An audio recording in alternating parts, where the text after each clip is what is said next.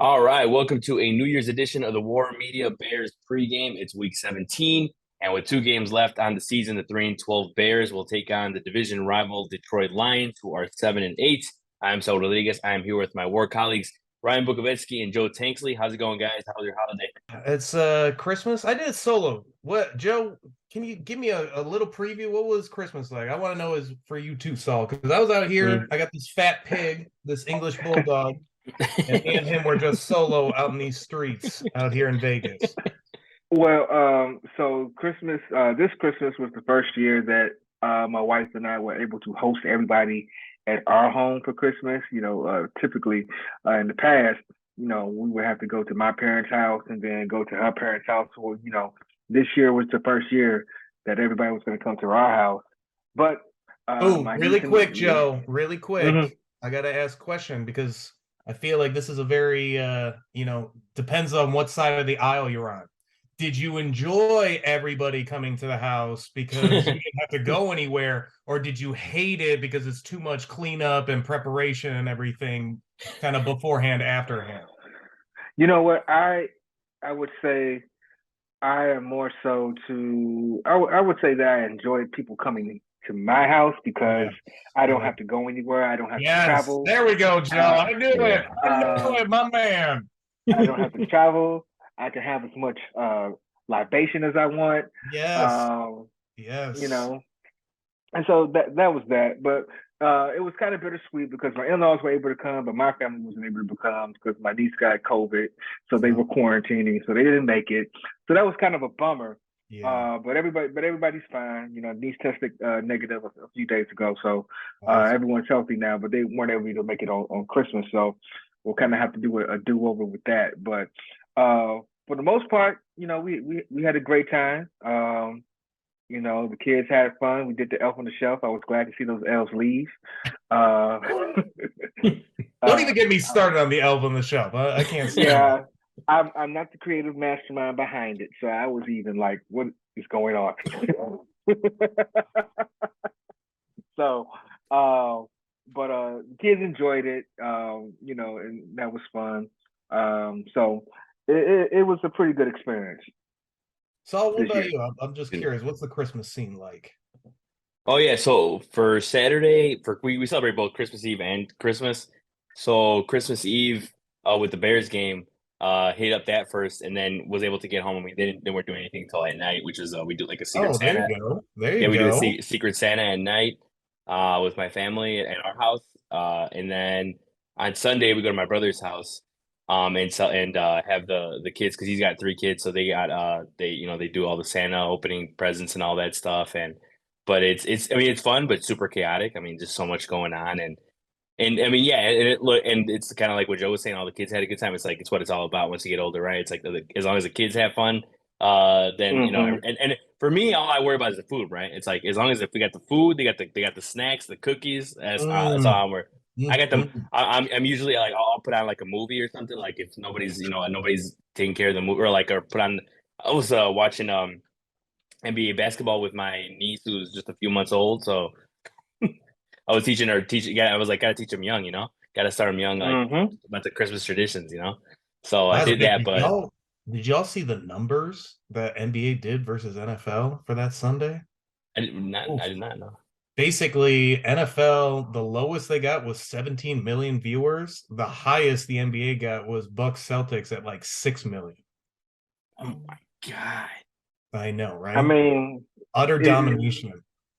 it was domination, and I remember reading that, and it's like the matchups for the NFL weren't even that great. You Right. No, got they Buck, weren't. you Right. got Giannis, Specifically on Christmas Day. You got Giannis and Tatum going head Hmm. to head. You can only manage 6 million, but then it's like can't even. I was only concerned about the Bears and the Bills, but who else was it? Was it It was yeah, Raiders? Raiders Steelers on Saturday night, and then Sunday it was Packers Dolphins, Broncos Rams, Buccaneers Yeah. Cardinals. So it Oh was terrible yeah. I think the matchups. It was terrible Broncos matchups. Rams Yeah, did like terrible. 17 mil. The Yeah. rest were doing like 20 plus. You know what? And how about Baker putting up 50 on the Yeah, Broncos? on the Broncos, Half a hundred, man. Well, Oh my that's gosh. interesting because that goes to that whole what's your situation you get drafted into. And I wonder if Baker turns it Mm, around, it's going to be because of Sean McVay and being in that system for sure. Oh yeah, correct, no doubt, correct. no doubt. But now shifting our focus now to the Bears this week. You know, they got the Lions. And going into this matchup, a portion of the Bears faithful, was saying, bench, Fields to protect him. And I mean, we've discussed this plenty of times this season. But kind of, what did you guys think of the Eberflus and the Bears kind of putting their foot down and saying, we're playing the kid? What did you think, Ryan? I love it. I want to see him play. I mean, if you want to be cautious and all that stuff, like I get it, but I don't think we overthink this one, honestly. The kid is durable, he's tough. Anything can happen in practice or in a game. And what do we always say? How do you improve? Like, how many Bears quarterbacks, how many Bears players on the sideline we say, hey, at least they're getting those mental reps. Hey, at Yeah, least they're seeing what's going on out there. And everyone comes in like an analyst or an expert or anyone like, no, you only get better playing the game on Sundays, not even in practice. So the idea of him just stopping, especially when his momentum is great, his improvement as a passer is just more and more noticeable and visible. Let him keep getting those reps. Let him keep going, getting as best as he possibly can be going into this offseason with a bunch of training camp, a bunch of OTAs, and really mastering his craft. And then you're thinking if you put the pieces around him, hey, he might be that much polished, that much more advanced of a passer, just having these couple of extra games to really solidify what he's been doing in the first place. So I think overall, I would play him. I like it's really no if you want to do less quarterback runs to try to limit his possibility of getting hit, great. I'm all for that. I'd love to see him be primarily just getting the throwing reps, but I don't really understand why everyone wants to bubble wrap this guy all of a sudden. hmm I get it, like a torn ACL would be terrible. You'd lose next year and you wouldn't have that fun that we're hoping that we'll have, but I would want the development to continue. I want that progression to be exactly what it's been. And as much as we talk about it, progression isn't linear, but with him right now it is. He is just improving week by week. You know what? I tend to agree with you, Ryan. I do think that there's value in having Justin getting, real live game reps, and that is true. You only know, you know, the only way to get better is to actually play the game, and he has been improving week after week, and he is developing, confidence in the system and the passing game, and that's something that they can work on, in these last two games. I think that, people are concerned about, the draft pick status and, solidifying at number two and possibly, having a chance at the number one pick. I do think there is a tremendous value in having the first overall pick in the second pick. The difference between them is great. But, and that is important, protecting that and getting that locked up. But I think that it's more important to build around your franchise quarterback and giving him the opportunities to improve. With that being said, if you're going to play Justin, these last two games, that means the experiment with Leatherwood is done. You can't put him out there. These last two games. And that was my thing. If you wanted to, maybe give other people a shot, other players a shot of, getting them some game tape and things like that, you don't play Justin. But if you're going to play Justin, those guys need to sit down. And I'm fine with that. And honestly, I Mm, want to see the Chase Claypool, Justin Fields as much as I can this year hmm too. And mm-hmm, you put a lot of value in Chase Claypool. I want those two. Not obviously, I expect just based on Justin Fields' personality that they'll run routes and do those things in the offseason. But it's exactly like you said, Joe. You got to play the game to be better and like really understanding, like, hey, when his hips are turning and this cut with this kind of coverage, I know if I put the mm-hmm, ball here, he's going to be able to make a play on it type thing. They have to get really comfortable with that. And the idea is Chase Claypool is going to be a double team type person. The only mm-hmm. way that's going to start happening is if we start seeing this guy produce. and it's got to be on You know, Sunday, not in the practice field. I will say though that this week in particular, playing against the Lions have a lot to play for, and they do have a shot of making the playoffs. So they're going to come up here and they're going to game plan for Justin Fields, and they're going to try to come up with ways to stop him. It's important for Justin to learn and to see what opposing defenses are going to do against him. And he had a little bit of taste of that last week against Buffalo. Buffalo played him really well. I think that they did some good things in stopping the run game of him, his run game in particular. But he's going to start seeing that people are going to be game planning for him because he is the best player on the field when he's out there. On both sides, no matter who's out there, he's the best player on the field, and he's scary. And so it's important for him to learn how teams are going to try to attack and take the things that he's good at away from him, and then he'll need to adjust. Now, so I would say this week in particular is a very important test, a very important reps for Justin Fields. But if Minnesota has it locked up and they're resting guys next week, I would consider sitting them for the last week of the season. Yeah, that's what I was thinking.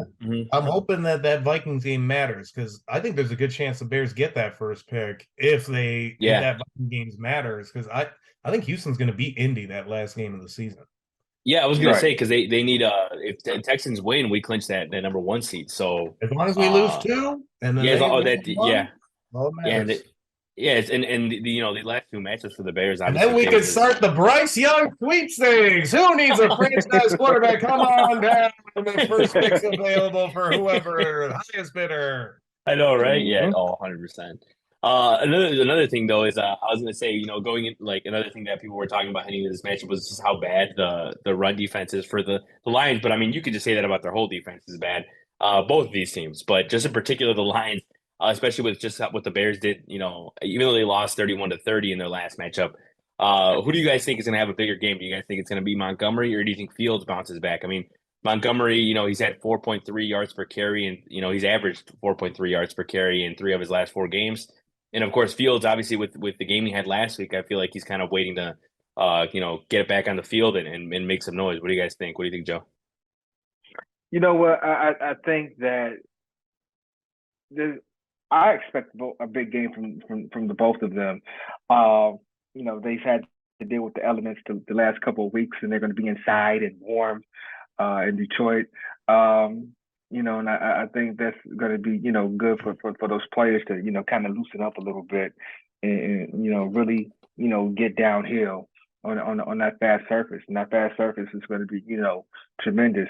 It's only going to add to what Justin Fields is able to do in the running game, and it's also going to be helpful for the pass game as well, and developing that timing. Ryan mentioned seeing Chase Claypool out there and getting him some targets. I think going into these next couple of weeks, I think the Bears have to focus on Chase Claypool and getting them those targets and just throwing him the ball, whatever the situation is, and just seeing what he can do.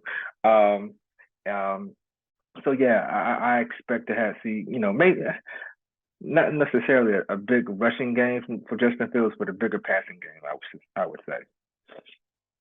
Yeah, I like this question because I think on the surface you kind of go Justin Fields, and I don't think that's necessarily wrong, but what I kind of expect is Detroit to have a very similar game plan as Buffalo in terms of the rushing lanes and trying to keep him in the pocket. And I think what you're seeing with Justin Fields, what I really like about him is he is risk averse. He does not throw the ball in harm's way. He's very good at taking care of the ball. And that usually associates with good decision making. So a lot of times, I think in that Buffalo game, he could have tried to force some runs. He could have tried to force like a big play, but I don't think that's how he likes to play. I think he wants to take what is being given to him type thing. And you just see with Chase Claypool not out there, what the hell is he throwing to right now with Darnell Mooney out? Like it is ugly. David Montgomery's his best receiver when Chase Claypool's not in there. And that's even with Cole Kmet in the game as well. Like it is ugly for Justin Fields to throw the ball. He's definitely, I think, going to benefit, like you said, Joe, against this Detroit Lions defense. And just with the surface and everything. I mean, look at the Lions. They gave a ton of points to the Carolina Panthers, who are suddenly like surging out of nowhere. But regardless of all that, I think Montgomery is going to have a big game. And for Fields, like you said, Joe, I think he's going to have a big game too. But I think it's going to more so come down to what is the defense dictating with him? Because if he doesn't have Chase Claypool and they're doing a good job stopping the run in terms of Fields running it, I think that Montgomery will have the bigger game because I don't think Fields is going to force anything to just suddenly, I don't know, create sparks. I don't think that's his game. I think he wants to be aggressive when the opportunities are there. And I will say too I mean, you're right in the sense that it's ugly, like not having, but it was nice to see at least Velus Jones have a couple good catches Yeah. last week. And I mean, most of his yards, he had over 100 yards, but most of his yards were on the return, kick returns. But yeah, it was at least nice to see that happen a little more. But It I was wanted to nice get to see a little hope, Saul. That is right. a big It like, definitely it was was. nice. It definitely was. He had a couple of big, returns in the kicking game. And that big catch, double covered, in Yeah. traffic. That was a big catch. It was a big Hey, moment for him. So, and let's not discount like that Packer receiver, Christian Watson, was dropping everything. And then all of a sudden he made a big catch and things started progressing for him and he started becoming confident. Maybe that could happen with Velus Jones. Maybe you just needed some guys just need that big play to like, hey, I'm here. I can play with these guys. And suddenly your mindset changes and maybe he can just go out and play football. That's true. Yeah. And then I wanted to get you guys' thoughts on just the Lions right now. So right now we talked about how they have an opportunity to make it to the playoffs. But what do you guys think about those chances and just as a team overall? I know like I said, haven't seen them since week 10, but the point of losing to the Panthers, they had won 6 of the last 7. So what are you guys' thoughts overall on the Lions? We'll start with you, Ryan. What do you think? The lion blowing it is, and the smirk and the laugh and the joke. I thought we could put that one like in the drawer for this year, but after last week, now the Packers are flying up their ass, trying to take away that playoff spot from them. Doesn't it just seem like, okay, the Packers are just going to win enough, the Lions are going to lose enough, and it's going to be this major disappointment for Detroit all over again. So I think they have still a good shot to make the playoffs. I kind of like their team a little bit. I kind of like the Dan Campbell a little bit. I'm not huge. I don't think that's a huge future there, but they're fun for this year, at least in a vacuum. And I just think like that loss last week was detrimental to what they're trying to do. And I would not be shocked at all if the Bears win this week against the Lions. They should have won last time. I would not be surprised whatsoever. And you're thinking if they're the Lions, you lose a game or two. And I think the Packers have a great shot to beating the Vikings this week. And all of a sudden, you're looking up at the standings. And so I kind of feel like the Detroit blow it is starting to permeate. It's starting to gain momentum. And I think the big joke's about to drop in a couple weeks. Yeah, here's the thing. They've been a fun story most of the year. But like you said, that defense is not a playoff defense. And they've been able to do some things offensively. They've been able to put a lot of points up on the board. They play really hard. They play inspired football. But at the end of it, this talent is what matters. We've seen it with the Bears. I think Dan Campbell has done a great job of motivating that team to play, and they've played above their heads pretty much the whole year. And last week, you saw them come to earth a little bit against the Panthers.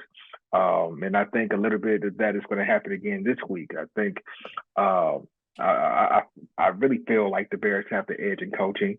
And again, we have the best player on the field. And I think that's going to matter a lot when we go against the Lions. I think, the Bears defense is bad, but they play hard and they've been able to get turnovers. And that's key. If we can get those turnovers and get points up those turnovers, there's going to be a big difference in the game. I think that's going to be the key in the game. And Ryan said it, Justin has been, very, what's the word you said, averse to risk. Risk averse, yes. You're risk averse. He is very careful with the ball, and he doesn't he tries to make the appropriate decision at the right times. And so I think that's going to be a key in this game, especially with the way the Bears are able to run, and with the ability of the Bears secondary to get takeaways now. I think that's going to be a key in Bears being able to kind of dash the Lions' hopes of the playoffs a little bit. Fun story, but I think it's time for it's time for Detroit to Detroit. Maybe the fun is just starting, Joe. Right. Don't they play the Packers the last week of the year? Like that is going to be for a playoff spot. Yeah, it's true. One question I wanted to ask that was New Year's themed was if you guys were the Bears organization, what is your New Year's resolution for 2023? We'll start with you, Joe. What would you say is your resolution? Talent. Got to get talent.